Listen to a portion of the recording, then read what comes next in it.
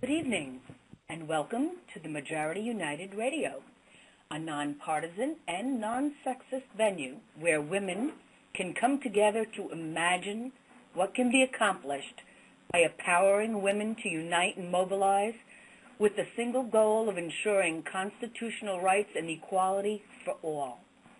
I'm your host, Betty Jean, founder of the Majority United and Women's Coalition, and I'm coming to you tonight from Bergen County, New Jersey.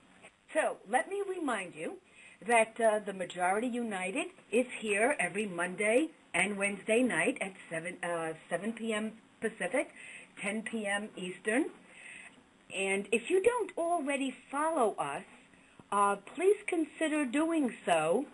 I would like to tell you a little bit about our guest tonight, Rachel Grant of Rachel Grant Coaching. Here's another wonderful woman that TMU has found thanks to our new producer, Jocelyn. I'm just so excited about this because we have just been finding some really wonderful young women who we can help network, who not only are we helping them, as we intend to do each week, by getting their word out, but it just makes my soul fly to know how many people we are helping get the messages to. And these women are doing phenomenal work. They're phenomenal women doing phenomenal work. And what Rachel brings to the table is a passionate belief that her clients who have suffered a trauma do not have to be trapped, remain trapped or confronted daily by the thoughts and behaviors that result from abuse. Many of us suffer PTSD, and we know what we go through. So through her journey of recovery from sexual abuse, she has gained insight and understanding about what it comes to overcome abuse. And because she can relate, she can appreciate your struggles.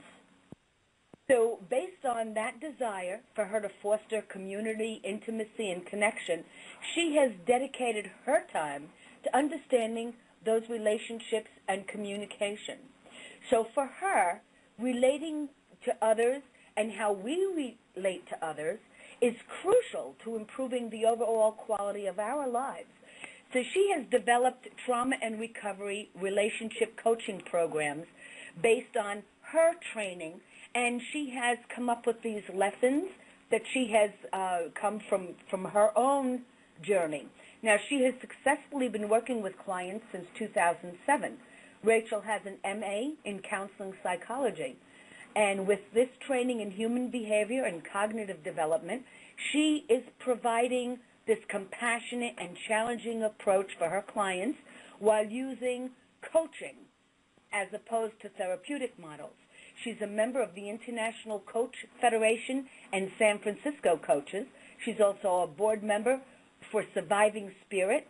That's a nonprofit organization dedicated to promoting hope, healing, and help for those impacted by trauma, abuse, or mental health concerns through the use of creative arts. Now, I just spent a great deal of time today. We have one subject that we're going to be doing. Rachel does a lot of interviews, and I have to tell you, I'm really intrigued by the fact that she has different topics, and each interview has been done on different topics. So I just got all engrossed all day today running around checking out all these different topics. Tonight's topic is restoring integrity and boundaries. This one is going to be real special for me to listen to, and I hope that you're all going to really appreciate what Rachel will be bringing for us tonight. Jocelyn Anderson won't be with us tonight, but our producer, Joss, I think wants to test her wings a little bit tonight at producing, at co-hosting.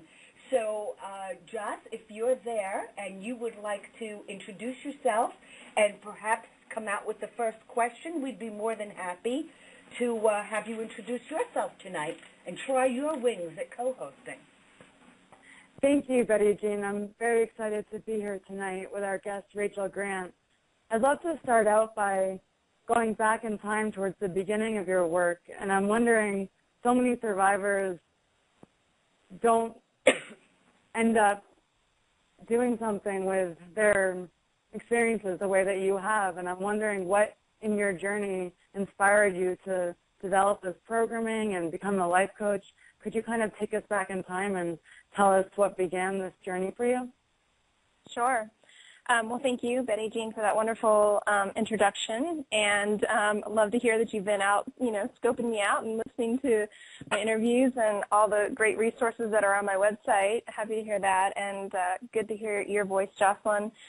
I think my journey really began in my 20s when I finally came clean with myself and said, all right, my life is going a certain direction and I'm experiencing life in a very specific way, and that is tied to the abuse. I had to stop running from the past and become, connected to that experience and own up to it. So I began doing some counseling. I began reading books and wanting to try to come to an understanding about, why I responded to relationships the way I did, why I thought about the way I did about myself. And through that journey, I learned a lot. I had lots of great support, lots of good guidance, but I kept finding myself repeating the same patterns, falling into the same traps, kind of just going around that same mountain over and over again.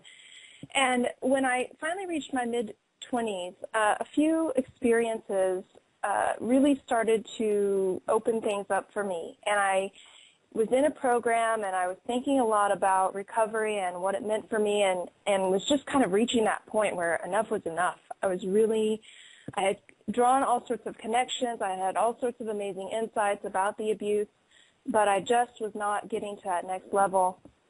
And through a conversation I was having with a friend who was, to her credit, really trying to build me up and lift me up, to say, hey, you know what, don't struggle, don't worry about it, you're a survivor, you've made it through all of this, you've gotten so far. And I just kind of popped back and was like, you know what, I don't want to survive my life. I want to live it. I want to be free. I want to get past this. And the more I read, the more work I did, I just really thought, nobody's really answering that question for me about, what do I do about it? How do I actually really move from this place of surviving to what I've now come to coin as the third stage of recovery, beyond surviving? And it was yeah, go ahead.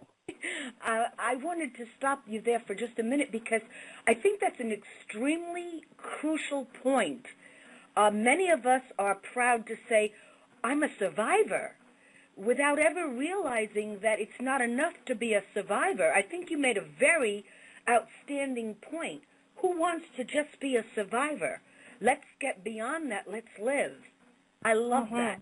I heard that in one of the interviews earlier today, and that really struck me, and I wanted to ask you to elaborate on that. What does that, saying that, what did that mean to you? What did that do for you? And what can that do for others?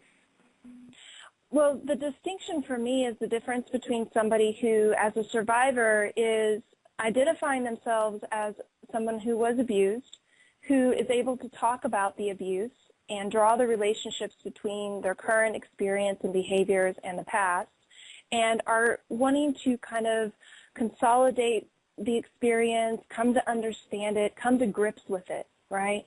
And it's an important stage. I don't think it's a stage that you skip, but I also don't think it's the last stage.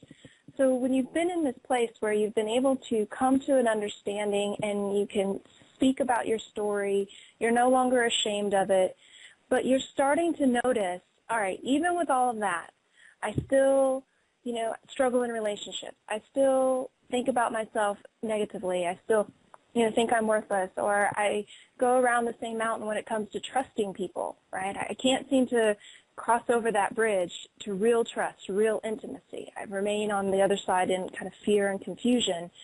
And you're at that place where you're like no longer satisfied with just kind of managing the behaviors and coping, but you're really ready to set it aside, to let it go, and feel complete about it.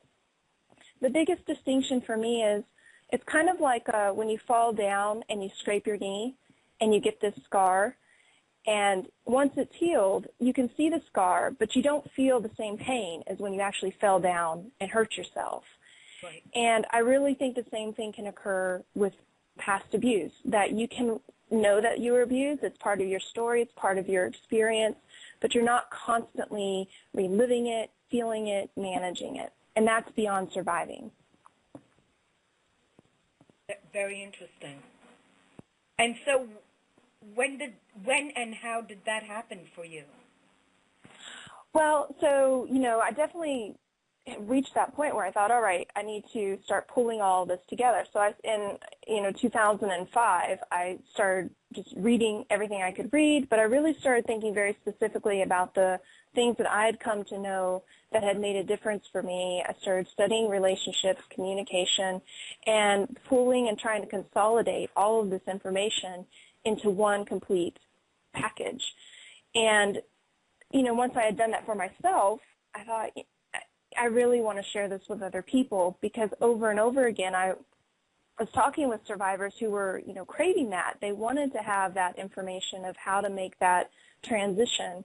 So I ended up developing a 16-week program called Beyond Surviving that basically takes people from, first of all, understanding on a neurological level what happens as a result of trauma and how to basically rewire the brain so that you can start responding to situations in a different way, so breaking out of certain patterns of behavior, and then really identifying the core kind of false beliefs that a person has and how to challenge those and how to let those go, and then develop relationship understanding, a new understanding about trust, intimacy, sex, your emotions. And so it took me a minute to, really think about, is this, do I want my story out there? And I think this is something that survivors, kind of circling back around to Jocelyn's initial question, when you have a story that's as intimate and personal as one of abuse, and you have to come to that place of thinking, all right, I know I'm putting myself on the line here. I know my story is going to be out there, and that means people in my family might be impacted, my friends, my partner, my spouse. But really for me, the ultimate decision came down to, is this really something I can keep to myself, or is it more important that people out there are getting the work and being set free? That's amazing. I really admire your courage to do that. I'm sure that wasn't an easy decision for you, and it certainly isn't something that you can take back once it's out there. So I think that you're really brave to use your own story to reach the people that you want to help, because I know that it definitely makes a difference to have a life coach, I imagine, who has been through what your clients are going through. Yeah. And, just on that part, on a social context, I think that one of the reasons why I decided to share my story is that I also have, I guess, a bit of an agenda. People will be on TV shows, will be on talk shows, and they'll talk about their 5 affairs they've had, or the fact that they have AIDS, or the fact that they were homeless or addicted to drugs, or all of these, different levels of sharing that you see out there today. But yet somehow there's still this idea that talking about sexual abuse is a big deal, or it's somehow, and so I also kind of want to start nudging at that a little bit and questioning that and wondering, is part of the reason why abuse is still so prominent because we still consider it this, kind of side topic that you have to be really brave or you have to be really courageous to speak up about. Oh, so you hit the nail right on the head. This is still the taboo subject, and that's why it is prevalent, because the abusers feel that they can continually get away with it because nobody's going to talk.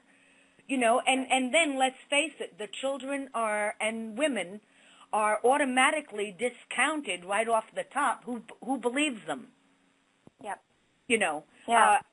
I think very clearly that, I mean, it has to be, it's all according to who you're ratting on. Do you know what I'm saying? Yeah, I hear you on that. It really depends on who you're ratting on. If you're ratting on some, excuse my French, some jackass, you know, from around the corner, some Joe Schmo, you might be believed. But try ratting on this character that came from France who was going to run for president, and right away the girl will be discounted as nothing more than a prostitute, or somebody who's running for president of the United States. These are all, money diggers or whatever. So, and children, well, then somebody put it in their heads. So this is still a very taboo subject where the victim is always re-victimized, and I wonder just how long that's going to go on unless we have more and more people like yourself who are willing to stand up and help us take the fight where it has to go. Yeah, that's right. And I think the other thing is it's important to, that transition from survivor to beyond survivor is also important, because we don't want people to just say, like, this is where I'm stuck and this is my mission. And we want to actually be able to show that there is, life after this. You don't want to become entrenched, because that can be just as dangerous and just as destructive to the social agenda of recovery and everybody who's out there trying to work to build this up and to basically give it a little bit of backbone and respect. When you have people who are just stuck in their stuff for years and years and years and years. So are you saying that part of this is enabling people to get out of the rut and stop saying poor me and using it as a crutch to not move ahead? That's right. And, that's part of the reason, my program, the reason why I say, compassionate and challenging is because I basically am saying to my clients and to people who I work with in my course and my workshops, you can no longer use the abuse as your favorite excuse. Okay. I like that. Get out of things. Yeah. Yeah, because and I certainly did that for a long time. But yeah. Yeah, I'm sorry. No, go ahead. You're right. It's a terrible thing that has happened to those of us who have been abused. But it's even more terrible when we re-abuse ourselves with it and not allow ourselves to move on. Yeah, that's exactly right. We pick up the baton from the abuser. The abuser's long gone most of the time. They're either dead or they've moved away or they've grown up. They're not even in your space anymore, but we continue to take on, either the things that they told us about ourselves or the things that we came to believe, and we live life reinforcing those. And so, that's where I come in, is to help basically put the brakes on that and turn the corner, go in a different direction. And that's a good thing that you're doing, because I noticed that a lot of people do that, not because they're lazy and they want to, but many times it's because this abuse comes right out of their own family, and their family has taught them, keep your mouth shut, Yep. Yeah, and, absolutely. So, it's very, very sad situation, extremely sad situation. What the outside forces don't do to you, if it happens in your family, your very own family, who you trust and should be able to depend on, put the last nail in your coffin on top of it. So, so what you're doing is extremely important. And so how, at this point, you made a decision then, back in 2005 to do this for yourself? Mm-hmm. Yeah, I basically decided, all right, enough is enough. I really want the answers to, how I move past this stage of surviving. So I did some reading, I did some studying, and I started pulling together all of the lessons and all of the information that made a difference for me. And I just recently have finished pulling all of that into a book. So I have finished writing and I'm in the process of putting on final touches for publication and such, Beyond Surviving the Final Stage of Recovery from Sexual Abuse. And this is the guidebook that I use with my clients and in my courses.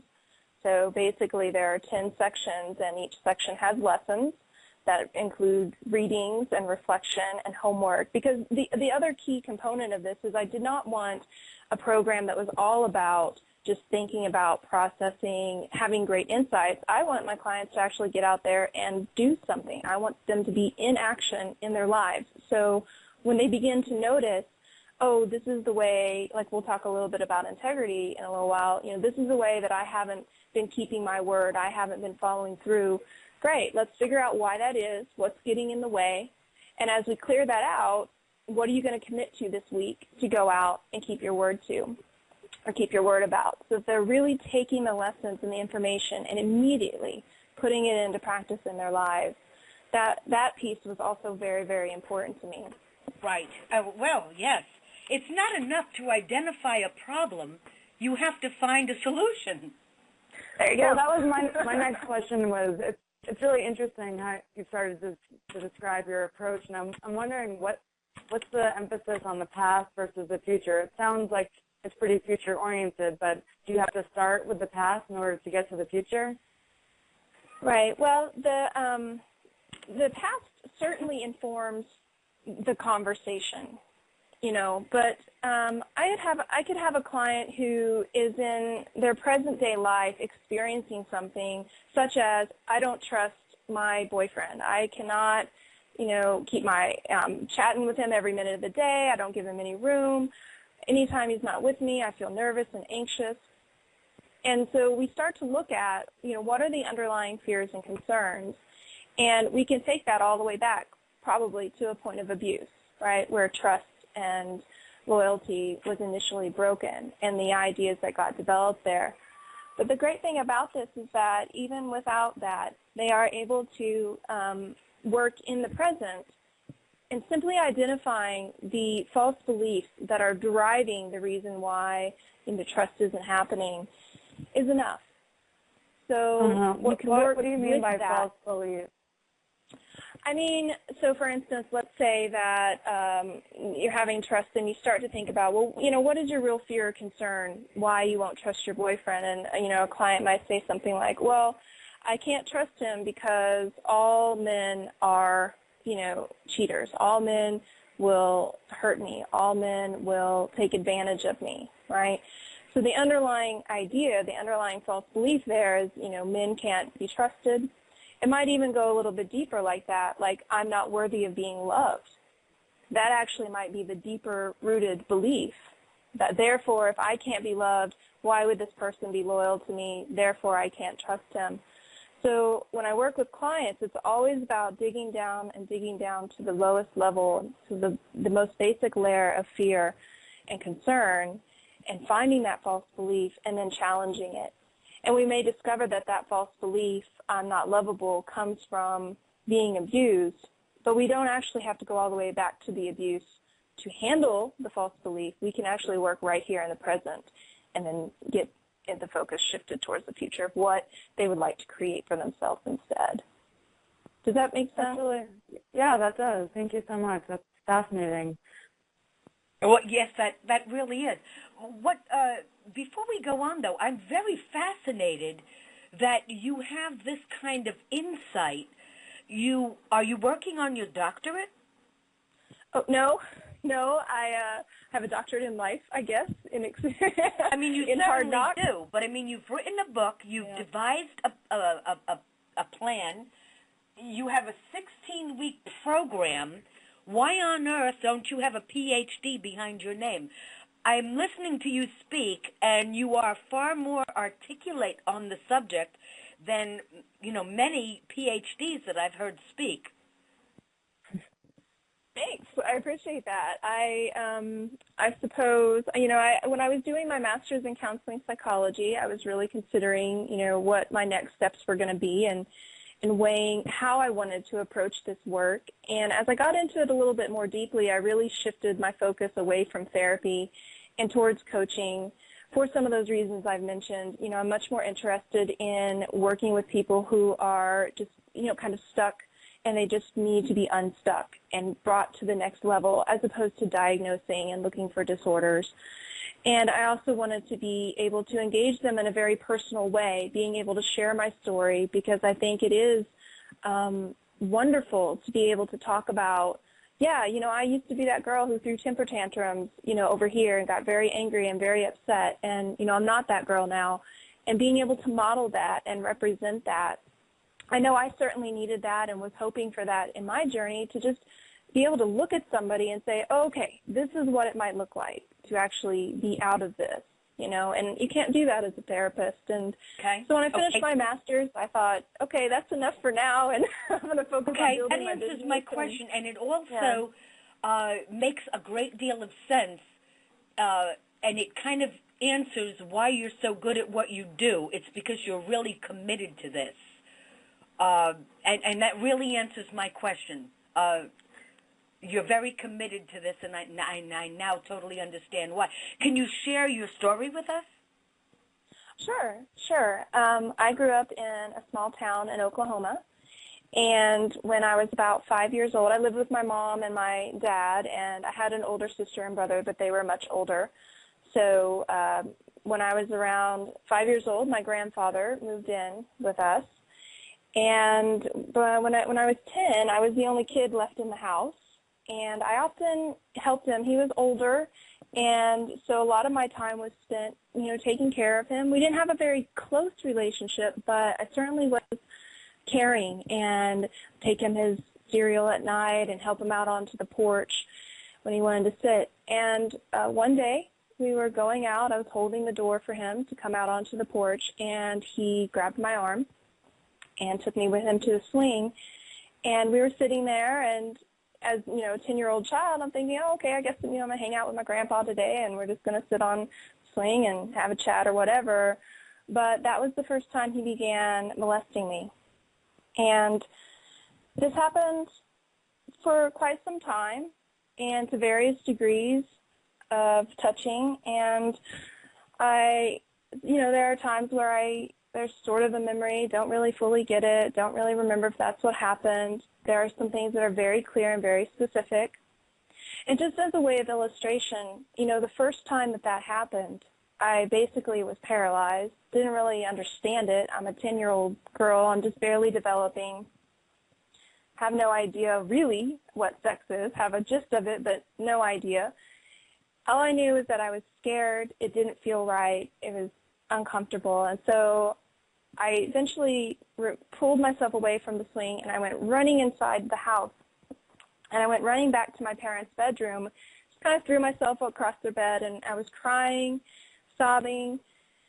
And I remember thinking, like, why doesn't anyone come and check on me? They should be hearing me cry. Isn't that what parents do? Like, I'm crying. Somebody should be coming. And nobody did. And here's that moment where a false belief kind of gets born. It's like sometimes we identify very specific moments when we come to believe something, and in that moment, I started to believe that I was on my own, that I was by myself. And so jump ahead 20 years later, I'm doing the work around this. I'm noticing that this is a story that has been in the background through all of my teen years, all of my 20s, this I've got to do it on my own, I'm by myself, I can't depend on anyone. Right? So when I started to look at the actual experience, I realized, man, my mom wasn't even home. How was she going to come and help me, right? But in the mind of the child, it's totally twisted. So I'm able to look at what happened, identify, oh, wait a minute, it's not that she wasn't there to help me. It wasn't that she heard me and she ignored me. It wasn't that I was on my own. It's that she was in another room, she wasn't home, my dad wasn't there, and that's what happened. So I don't have to be on my own. I don't have to do things all by myself. I see. Thank you so much, Rachel, for sharing that with us tonight. I'm sure that a lot of listeners are identifying with parts of your story or all of it. And I just had a follow-up question regarding, you said that your mom wasn't home. After working in this field for a number of years, at this point, how do you feel about prevention of child abuse? Do you think that there's anything that could have changed what happened I don't know whether that's communication about body and boundaries, but where do you stand on ways to prevent child abuse from happening? Right. Yeah, there are so many great organizations out there doing so much great work on this topic. And for me, my personal thought on it is you definitely have to start by teaching children at a very young age that if anything happens to them, to their body, that they can talk, they can tell you. And it needs to be explicit. We can't tiptoe around it. You know, we have to be able to say, just as I need to be able to say very specifically, I was abused, and not hiccup and not be afraid of it. We need to be able to tell our children, look, if somebody touches you here, if somebody touches your vagina, if somebody tries to kiss you, if somebody shows you pictures that you don't like, if somebody talks to you in a way that you don't like, you come and tell me, and if I don't listen, you go and tell another person. If that person doesn't listen, you go and tell another person. I think there's all those pieces that have to be in place. It has to be first education about what abuse is and what counts as abuse, empowerment to basically speak up and say what's going on, and to have the resilience and teaching resilience to be able to, even if you get turned down, even if somebody says, I don't believe you, to go on to the next person and go on to the next person and to know who those people would be. I completely agree with you. I think one of the problems is that we continue to give children the message that bad guys, you can tell who the bad guys are, since you can in all the video games and all the TV and movie programs. Kids always know who the bad guys are, and even young children know the story of, here, little girl, do you want some candy? But what they don't ever learn is that people that they know and people that they trust could also violate that. So it's a fine line between us not wanting to scare children and make them fear for their life every day at school and in the neighborhood. So I'm not sure how we're going to work towards that, but I completely agree with you that parents developing communication around this would be a good place to start. Yeah, absolutely. I nannied for a really long time, and I took care of a young boy and a young girl. And when the little girl she was around 3, I started having this conversation with her, you know, with the parents' permission, of course. But I would say to her, look, if this happens to you, if anyone, if your mom, if your dad, I named the people, like if your mom, your dad, your brother, your aunt, me, I said, if I ever touch you in a way that you don't like, you either tell me right away or you tell your mom, you know, just giving that total global playing field of like anybody's up for grabs and making it okay to say something regardless of who it is, I think is really important. Yeah. There's that's very good advice. It's extremely good advice. And it's a good step in the right direction. Of course, I wish it was just as simple as that. Oh, man, I know. There's so many things. I wish it was just that simple. But that's very good advice, and it will suffice for many, you know, in many instances. Did you ever attempt to tell anybody what happened, or were you so traumatized by no one coming when you were only 10 years old that you just decided then and there that nobody would have come, and so you weren't going to say anything anyway? I don't even know if I had it on a very conscious level. I think mostly I was unsure of what I would even say, right? Well, how do I even describe what's happening? I don't even have the language to necessarily discuss what's going on.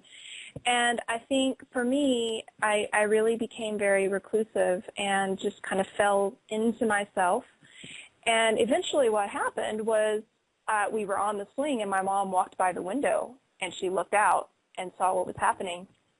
And, you know, she came tearing out onto the porch and, you know, drug me inside. And that's an interesting moment as well because of her response. She was yelling at me, right? Rachel, get in the house. Come here right now, which is what you do to a child who's, like, done something wrong. Right, who's misbehaving. Right. And so that was another moment where one of my key false beliefs got triggered around it being my fault. Like, ooh, she's yelling at me. She's not yelling at my grandfather. And it was only until years later, again, when I used these skills and these tools that I teach, that I looked at that from a very different perspective and thought, you know, man, she was scared out of her mind. She just wanted to get me away from him. She didn't know what to do either. you know. And so I was able to let go of that idea that it was my fault. But they were great. You know, they got him out of the house right away. Was it her father or your father's father? It was her father. It was her father. Mm-hmm. Okay. Yeah. Okay. And so, you know, they moved him out of the house right away, and that was great. But it was only until many, many years later I was in my 20s, I was having a conversation with my mom, and she thought, it turned out that that was the only time it had ever happened. And that was actually, you know, months and months in to the abuse. So, you know, communication, and imagine that. I mean, imagine the two different lives we're leading, even as mother and daughter, where not that, you know, more abuse is better or, you know, counts more, because, you know, as little abuse as you have, it counts. I always say there's no competition in trauma. But it's just, it's her perspective and my perspective were so very different. And so, you know, being able to communicate with the people around you as well about your experience is important, and knowing how to talk to them about it, knowing how to give them information is also another thing that I work around a lot with my clients. That was actually my next question, because I've heard a lot of my peers talk about how hard it is to bring topics like abuse up in conversation when they've experienced it, but also for supporters, in your case, like your mother. Could you address both sides? How does either the survivor or the supporter bring this up? It doesn't come up in your everyday life. So can you explain some of the tools that you teach your clients regarding this type of communication? Well, I think when it comes to a survivor who wants to share their story, who wants to talk about their story, there's a very particular model or method that I teach that involves not just telling the experience, and I've kind of been modeling it as I've been telling you all my story. I don't just say, oh, well, this was the moment and this was what happened. I actually go on to tell you what I came to believe or think and how I got past that, right? Mm-hmm. Because what we want to show to the people who are supporting us is our journey, the places where we're still stuck and the places where we're still hurting and maybe confused and struggling, but also how we actually move from the point of the experience to understanding the false belief or interpretation that we have as a result of it, and how we moved past that, so that they know how to relate to us, right? Because if you tell somebody, oh, I was, you know, sexually abused, and that's the end of your sentence, you know, that's a whole can of worms. They don't know, well, how much are you still dealing with? How much do you still struggle? What are your main fears or concerns? What are your difficulties? So being able to structure telling your story in a way that's about being able to give very specific information that gives them a clear and total picture of your journey, I think is a really wonderful and powerful thing to be able to do. I like that you put the responsibility on the survivor, because I think that too often people are disappointed when they're not asked or they're not supported in the way that they want. But if you take it upon yourself to clearly tell someone what you need and what you're going through, I think you have a better chance of getting the support you're hoping for. Don't you think? Yeah. Absolutely, absolutely. We can't. This is the thing, you know, with people when we're abused, you know, people don't really all know how to support us. We can't make the assumption that they'll just give us the type of support that we need. It's very different from, you know, if we see somebody with a broken leg, you know, we know what to do. We shout like hell. We call the ambulance. We get over there. We splint the leg or whatever. But with something like I've been, emotionally and sexually abused, that's, you know, deer in the headlights for a lot of people. So part of our journey as moving from survivor to beyond survivor is that you are responsible. You take responsibility and you own your experience and you own the communication about it, and set people up in your life so that they can support you and love you and care for you with as little confusion as possible by being very clear. And the second part of your question there about, you know, people who are on the support side, right, the people who are around us, who are supposed, you know, to be supporting us, yeah, somebody's dog. We want to, that's cute. we want to, set them up for success and tell them what we need, and then also be willing to ask them, what it's like for them and what are their fears and concerns, because they have them.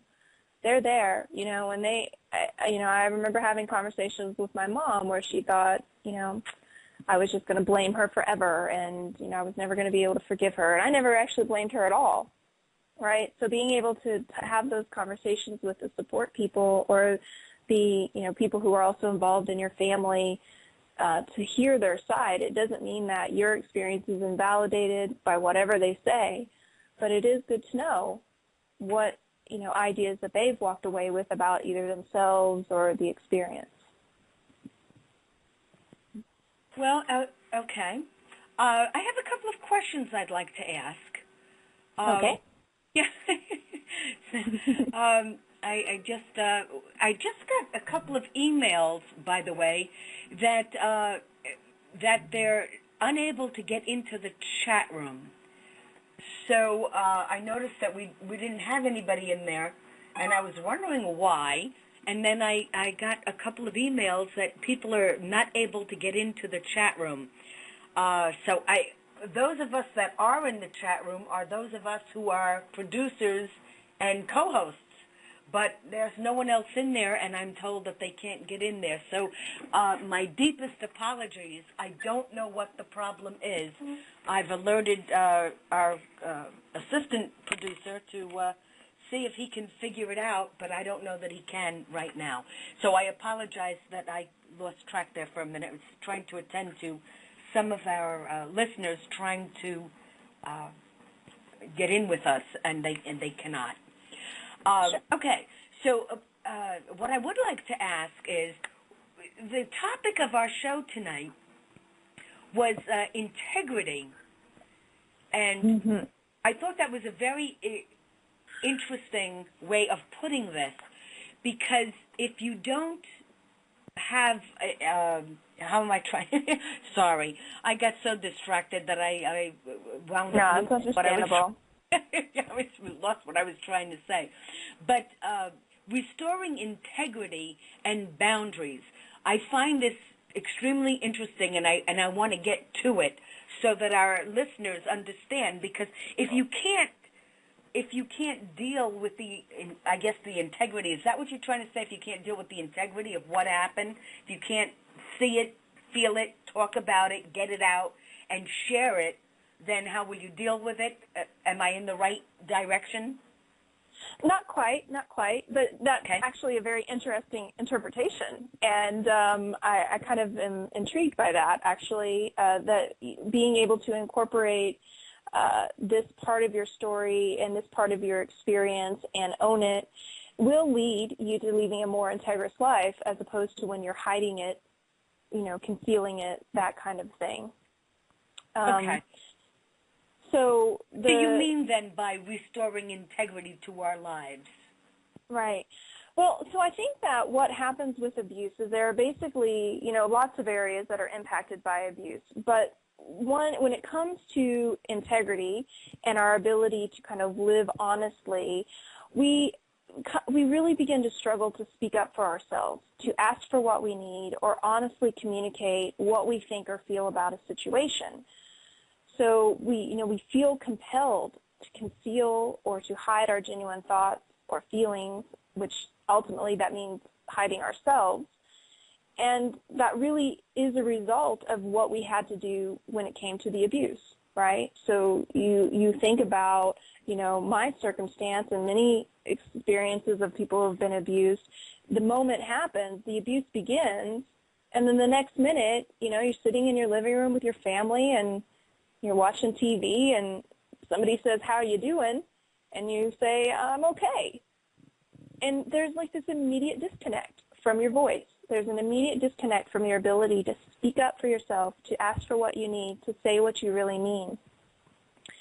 And then the second impact is that we lose our ability to set and keep boundaries, right? So we find ourselves often saying or doing things that are not aligned with our authentic selves because of this.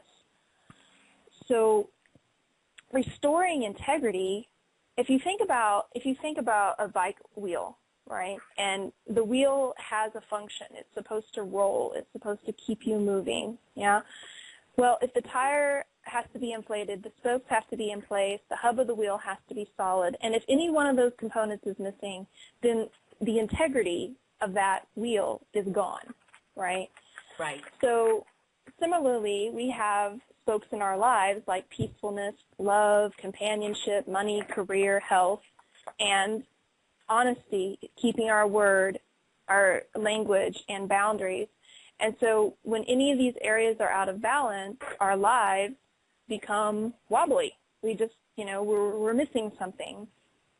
So in order to set back into balance our relationship to word and our ability to set boundaries, we start with this idea of integrity and restoring integrity. Right. Yeah. You have the most clever metaphors. Where do you come up with these tires and scrapes and all the different metaphors that you've shared with us tonight? Oh, my teen years as a poet, I guess. It aches. Have you ever considered spoken word poetry? I bet you could write some really powerful pieces. I dabbled in that a little bit in my younger years, yeah, for sure. I still write a little bit from time to time. It's been a long time since I've read any of my poetry on a stage, but yeah. It would be great if you could find a way to incorporate that into your workbooks, and like channeling your emotions is a therapeutic way to express them, wouldn't you say? Nice. I like that. I'm putting that as a note. Reversion 2. You have to put a footnote giving me some credit for that, please. I will. As inspired by. So in one of these books we're going to see this, a mention. I get it. Right. I'm just jockeying for a spot there. I see it. Co-author. So then you believe that abuse automatically and immediately impacts our ability to live honestly.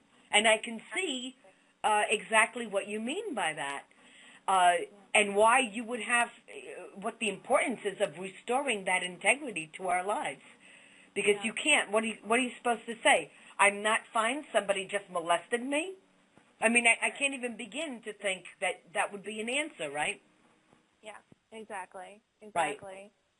So this is why my definition of integrity comes down quite literally to language, right? So my very simplified definition of integrity is saying what you mean and meaning what you say. So that whenever you make a promise, whenever you give your word, it's about really doing that with the full intention of following through with that, taking whatever action you have to take in order to make sure that it actually happens. And as much as possible, trying to avoid using language in ways that are, kind of lazy or not intentional. So, and I'm definitely fall into this at times where you say something like, I'm never going to talk to you again. And you don't mean it, but, you're basically degrading your word when you don't fully take on the fact that what you say matters and what you say means something. And if you can't follow through on it, then every time that happens, it's like the thread between you and the person that you're communicating with becomes weaker and weaker and weaker. And so your relationships become more difficult. Your relationships become not as meaningful or connected or grounded because of that as well. That makes a lot of sense. Don't say things you don't mean, no matter how minute they might seem. Mm-hmm. I can understand that, especially if you're dealing with a young person who's still in the concrete stage, right? Right. I mean, language is so extremely powerful. It is so amazingly powerful, and we just don't always give it its due credit. And because we become disconnected from our voice, part of the work to do is to just simply reconnect. And so, the language, instead of being a tool for hiding a deception, can really become a tool for setting boundaries, communicating powerfully, and expressing what it is that you need and desire. So, I like to work, and here's a little caveat, though, because by no means do I want people to become kind of robotic about communication. I don't want somebody to be like, I will be there at 2 o'clock p.m. on Tuesday, and if I don't, I'm a very bad person and I broke my word. I want it to be more about being intentional and being conscious, just being aware. Like, what are you saying? What are you doing? And whenever possible, when you know that you're going to have to break a promise, getting into communication as soon as you can, because that actually, fosters the relationship and protects the relationship a bit more. And so it's not about finding fault with another person. Like if somebody shows up late, you're not judging them and saying, oh, you're out of integrity. It's not something like a wand or a sword, to wave about in order to try or slice others up or slice yourself up. But it's about reconnecting with language. And through that, you begin to feel the power of your voice. You begin to feel your ability to make decisions, your ability to make choices and express yourself. And sometimes, starting with something very small and simple, like if I say I'm going to be here at 5, by God, I'm going to be there at 5. Not the actual being on time. It's about the process of noticing what it feels like when you give your promise and your word to something and you follow through. Right. Because that means a lot to the person who's hearing it, whether or not you can be trusted. And it is a matter of trust. I really fully understand what you mean. I think I got a little bit, somebody else has got a dog too, huh? Guilty. Not me. That's me. That's me over here. Sorry, apologies from integrity of our Colorado. pets, I think. I'll try and ask my question over the dog's yapping. I was wondering, what's the relationship to setting boundaries to all of this? I know from reading some of the work on your website that you do a lot of work around setting boundaries and communicating what those are. How does that relate to living a life of integrity? Right. So, as our word, or in this sense, a promise, becomes more and more degraded over time, our ability to set and keep boundaries also suffers. So we struggle to say no, if we say no at all, or when we do say no, we end up caving all the time. So we make commitments that we don't follow through on, which then loses the sense that our promises to ourselves or to others really matter at all. And the ultimate outcome is that we fail to set or keep boundaries. And the double-edged sword there is that leads us to feeling guilty, ashamed, inadequate, and so we just repeat the pattern, right? We just keep going around and around and around. And the idea, there are a lot of topics out there about boundaries and what it really means. And, I think there's a lot of language out there about, setting up a perimeter around you and all of these sorts of things. I think it's really more a matter of coming into a place of being able to respect and honor yourself. And trusting yourself. And that's the other big whammy about boundaries, that when we've been abused, our understanding of our ability to make good choices and to set a boundary becomes a bit skewed or tampered with as a result of abuse. So by first becoming connected again to your word and learning to keep, your promises on small things like showing up on time, then the next time you make a promise about, I can only see you 2 times a week because the more I see you, the harder it is for me to get my work done, or some other sort of boundary that might be more difficult, you are more likely to be able to succeed with that because you've reconnected with, your honor and integrity and your voice. That makes a lot of sense. Can you tell me what is it about, not just for me, but, this will be aired later, and I want it for those who need to hear this. What is it about having been through, that puts that ruins the ability to be honest? Is it because you had to not tell someone what happened to you and keep the guilt to yourself? Is that what destroyed the integrity in the first place? Yeah, I think that's pretty much at the root of it. We, it's kind of a bold statement, but we basically all become liars. And we become very adept at covering up, hiding. The amazing thing is that we express this covering up in all sorts of ways. We might gain a lot of weight. A lot of women, I certainly went through this, give up their femininity, right? So this is a loss of integrity around so many different things, not just our voice. But when you basically are forced to sit with people and say, yeah, I'm great, life is good, things are going well, but you're going home and things are happening to you that shouldn't be happening to any child, you basically, it's just a disconnection between what you say and what you're doing. And so you find yourself starting to lie about little things, anything. Right. It's just like, well, what does it matter? I just, make up any story and I'll say anything.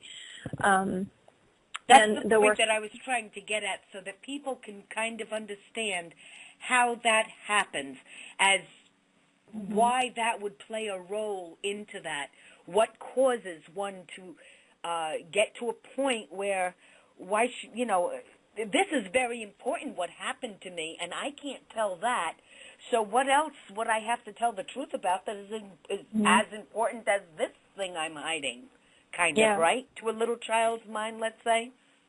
Yeah. And to me, this is one topic that I don't hear being talked about very much in recovery. You'll hear a lot about abandonment. You'll hear a lot about trust and intimacy and guilt and shame. But this concept of, are you actually connected to your core? Are you connected to who you are with your voice, with your word? It doesn't get a lot of airplay out there. And so it's really important to me that people come to understand that this in so many ways is a starting point. Absolutely. I'm fascinated by it. That's why I'm asking so many questions that may seem really primary or primal, but I do want anyone listening who may not be able to understand it from a deep point, if we can bring it very, very I want to make it as simple as possible for people to understand, if I made myself clear. Yeah, absolutely. Absolutely. I hope we're getting there. I mean, I guess what I would say additionally about it is that, if you want to experience, that sensation of, authenticity and freedom in your life, that being able to start in your own little small ways, in your own little world, is so important. We sometimes try to go from 0 to 60, and that just never works. We really have to think about small incremental steps. So when it comes to something like reconnecting with your voice and letting go of, lying, letting go of pretending, letting go of covering up, pick one small thing that you can give your word to this week, that you can follow through on. This is the action part of things. Don't just take this as an idea and go, oh, that's a great idea. Think about, all right, well, what have I been saying yes to this week that I've been blowing off? Or who's that person who I keep saying, yeah, we'll get dinner, and I never ever call? Or, what's that, one snack that I keep saying I'm going to give that up, and I just don't. Whatever it is, one small thing. And notice, for the next, 2 weeks, every day, like giving your word to that, noticing, remaking that promise with yourself every morning, and going through. And if you don't do it, if you fail, if you miss the boat, that's okay. It's not bad or wrong. Just take that as an opportunity to get curious. Like, well, what got in the way of that today? What fear came up for me, or what worry came up, or, what desire got in the way and caused me to not keep my word, and learn from that. Right. I think that this is really a very important concept. I know we spent a great deal of time on it, but I really hope those listening now or who will be listening later with the podcast. And let me just remind everyone, this is a podcast that's available on demand. So please feel free to take the link that you're listening to at this time and pass this link on, because it'll live forever as long as the Internet's alive. This is a very important broadcast tonight. Rachel Grant is with us. Rachel can be reached at Rachel Grant. Give me the RachelGrantCoaching.com. And right. I really want you to go there, because the information on this website is it's just amazing. You'll find testimonials. You'll find information about Rachel. You'll find trauma recovery. You'll find packages. There's even a free 60-minute session available there to get you started. She has a blog, and all her blog posts, recent blog posts, are available there. Other topics are available there. You can sign up for Rachel's newsletter so that you can receive articles, specials, and helpful insights. She even has free media where you can listen to some of the other radio shows. You can reach Rachel by writing to coach@RachelGrantCoaching.com. And she can be found on Facebook and Twitter. So it's really important that you get in touch with this wonderful young woman, because I've rarely found anyone that I have found this fascinating. I'm going to be doing some real work on her website, looking out for myself, because I just find this totally fascinating, Rachel. Where do we go from here now? What's the next thing that we want to talk about? I just had to take a little station break and kind of. I love that. Tell everybody. Well, I was going to suggest that we talk about positive affirmations and negative talk. I know that that's an issue. A lot of the topics we've addressed tonight, people can relate to whether or not they have histories of trauma. So I'm sure a lot of the listeners tonight would appreciate some tools as to how to deal with negative talk and what suggestions you may have around that. Mm-hmm. Yeah, now this comes down to the integrity of your word to yourself, right?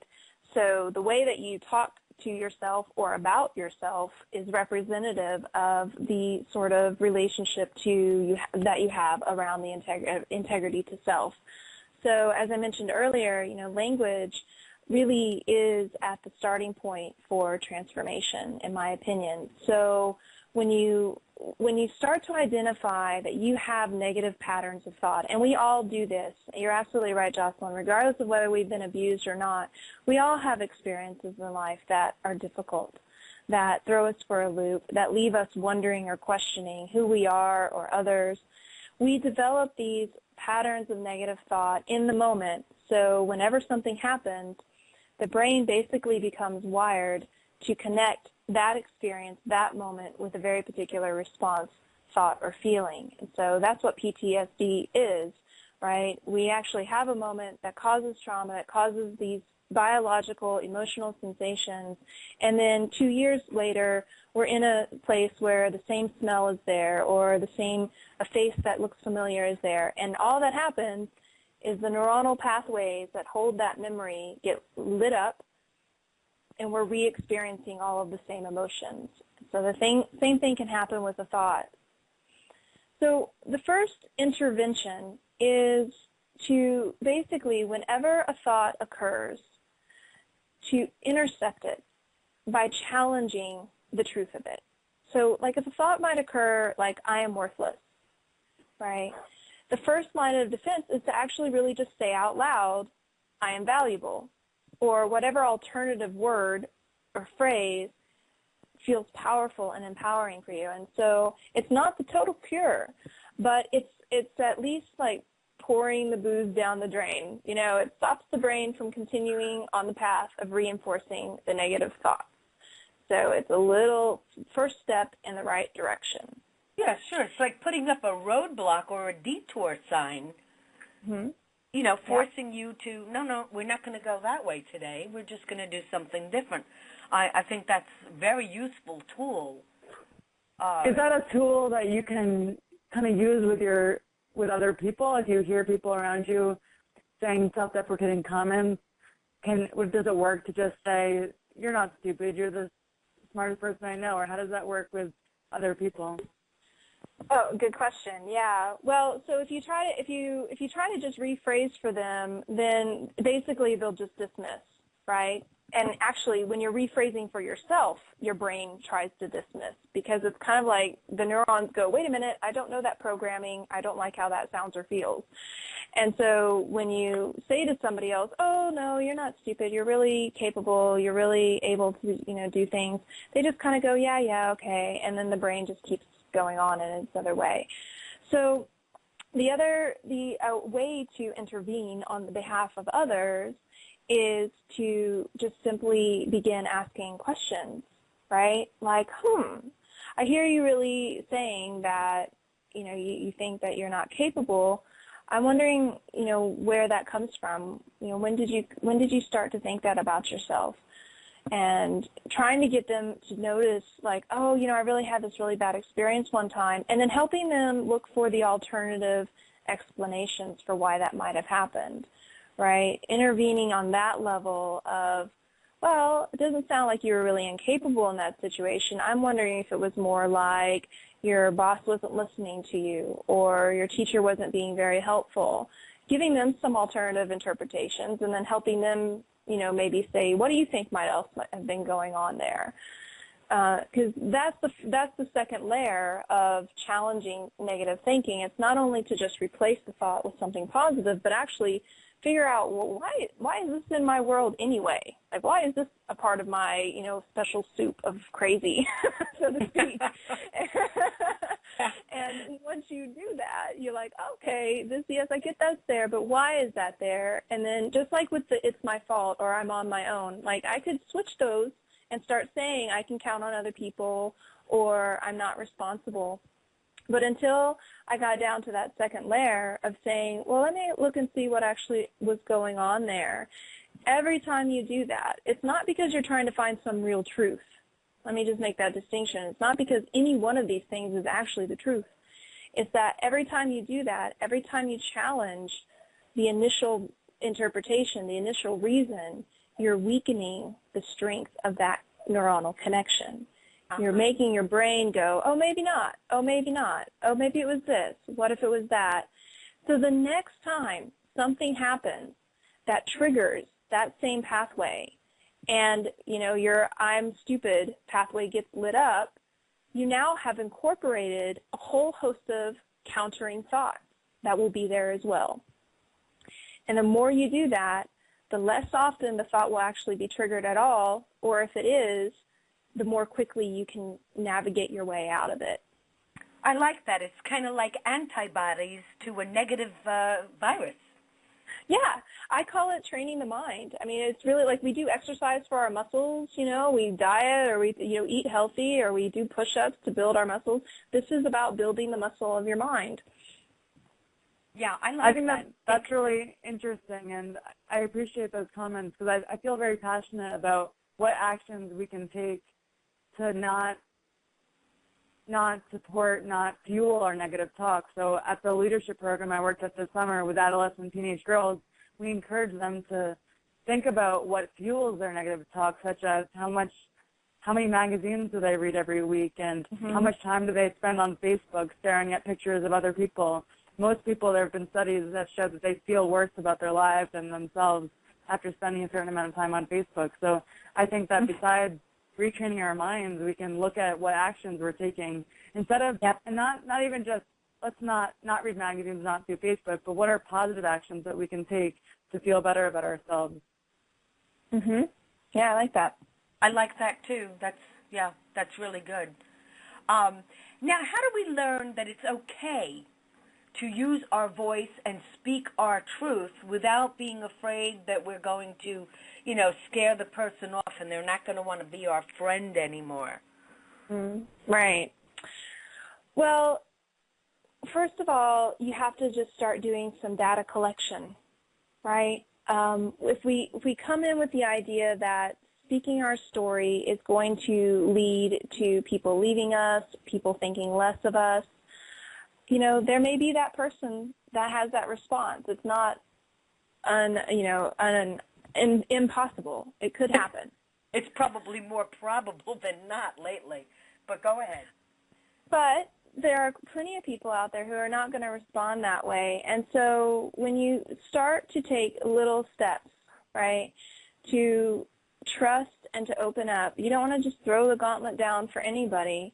Right. But it's kind of this idea of you will see what you're looking for. So, our perspective and our frame and our focus really shapes very profoundly what we think is happening. And so if we go into a conversation saying this person is going to reject me, this person isn't going to accept me, man, they could, come singing, praises, and we would ignore it. Exactly. Completely. Yeah, like what do you want, right? Exactly, yeah. Right?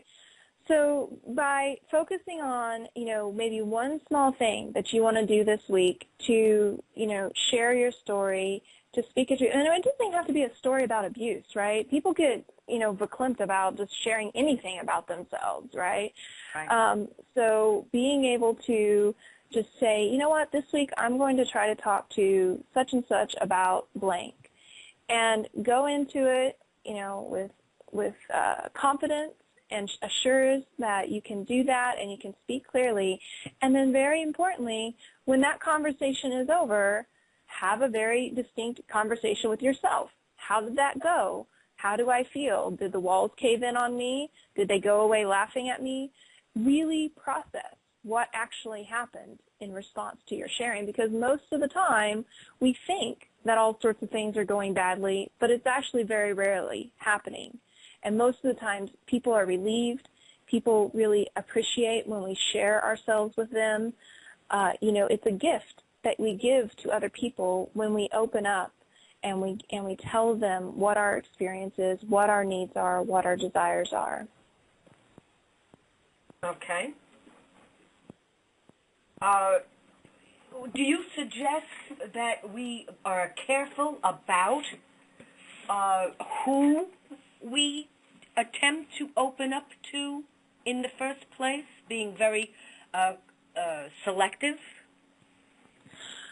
Well, that's a tricky question because, we can be so careful. We think we're being careful, but really all we're doing is just putting up, barriers and boundaries and, unscalable walls.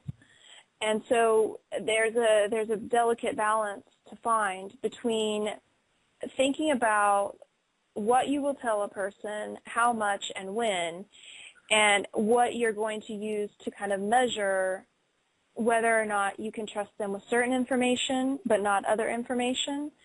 So a lot of I have a whole different teaching topic on trust and defining what that really is, and thinking about what it means to really develop relationships. A lot of times what we end up trying to do is we try to be controlling, right? Try to manage everything, manipulate people, try to put all sorts of stopgaps in place so that we're not hurt, so that they can't get at us, when really what we need to learn to do is to be open and vulnerable, but learn how to manage risk. It's the difference between just being in control and being controlling. You want the first, not the latter. I think that's important to teach people the difference between the two. Yeah, I should come back and talk about trust. Actually, that's a long one. I think maybe we should set you up to do that in a few weeks, come back and talk about trust, because that is a long one, and it's an important one. That's, I think, why I asked the question this late in the show, because those of us who have PTSD and have been through multiple traumas, let's say, or have multiple PTSD, have a real problem with trust and being able to get to the point of using their voice to speak to the truth, not feeling free to be able to, being very careful who they will speak to. I mean, I've kept things, for almost 60 years. you know, you know, and many people have because, well, you're taught to do that first of all, and yet other people who have known me would have never thought I could keep my mouth shut about anything, anywhere, for any period of time, because I'm not that kind of a gal. Yeah. You know. Have you found in your work, Rachel, that there's a lot of differences in the age that people start doing this work or the gender? Can you make any generalizations about that? I think one thing I'm noticing is that younger women are starting to show up. I think that generation is a bit more empowered to seek help. There's still a lot of, you know, I was actually talking with some coach colleagues the other day about, you know, what gets in the way of people stepping up and, you know, seeking help. And there are all sorts of generational things that I think are at play. One thing that I'm noticing is that the male population, quite a few of my clients are actually men right now. And so I think, you know, while by no means for women are we done, you know, breaking down the barriers to being able to talk and share our stories, it's definitely much further along than it is for men. And boy, if we think it's taboo for a woman to identify as a survivor or somebody who's been abused or to talk about their story, for a man, you know, still, it can be very, very difficult. So they are very often re-traumatized by opening up and sharing. But this seems to be a new battlefront and a lot of progress being made about that. And so more and more male clients are coming to me and seeking support. Yeah, that is something that I've been seeing a lot more of. Men are beginning to step forward and say, "Hey, it's been me too," and I'm glad to see that happening because if they didn't, we would never understand. We're beginning to understand with each other why we react to some of the ways that we react, but we've never quite understood, you know, maybe why some of the men have reacted the way they've reacted. And I'm not talking about abusers. I'm talking about, you know, some of the problems that we ourselves face, fear of rejection and fear of intimacy and all kinds of things like that is the result of trauma like this. Well, men are facing that too, and we just chalked it up to maybe something different. Well, yeah, they usually get busted with the, oh, he just can't commit, right? We throw them under that bus of, you know, they just want to stay wild or they just want to sow their oats or, you know, all of that, when a lot of times the barriers to intimacy and trust for them are abuse as well. Exactly. So I think that's very important, you know, when, you know, again, when anyone, I don't just mean males, when whoever is not using it as we open the show as a crutch. So, but I think we've, again, I want to go back and, because we're almost out of time, and I want to talk about your website. I want to talk about the fact that it's coach at rachelgrantcoaching.com if you want to reach Rachel and ask some questions or make an appointment to find out more. There are sessions, there are packages, there's relationship coaching, there's just everything that you could possibly want. I don't think I've ever found a website, by the way, and it's called rachelcoaching.com. I've never seen a website that is so well put together because it has, really, I was beyond myself because I could find everything. You know, it was about, and then it taught, you know, about the trauma recovery, everything about the coaching and the packages. And then there was like all the latest news and testimonials and then your blog posts, how to get a newsletter, all this free media, how to get connected to you either by mail or by phone, and how to connect with you through and I don't know that other little thing, but Facebook and Twitter. I mean, everything is right there, and you just make it so easy to, I mean, there's support meetings, and, you know, this is just really, you bowled me over with what you've done. You're phenomenal. It's been a pleasure to get to know you because I feel like someday you're going to be a great name, and we're going to be able to say, well, gee, we knew her when. So, and I Awesome. hope you're going to remember us when you're Of famous. course. That. Of course. You know. Also, I want Joss to schedule you again for some time in the in the future here, not too far away, to come back and talk about trust, because I think will do that. Yeah, I'd be happy to do that. If you don't mind, again, please, everyone, I want you to go to RachelGrantCoaching.com. There's just something for everyone because we've been there. And we need help.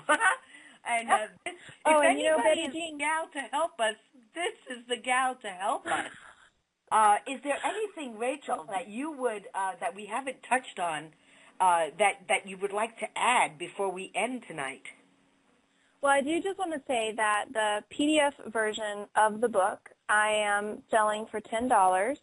So if people want to get a copy of the PDF version of the Beyond Surviving the Final Stage of Recovery from Sexual Abuse, they can email me or call me, and I'll take their payment information and email them the PDF.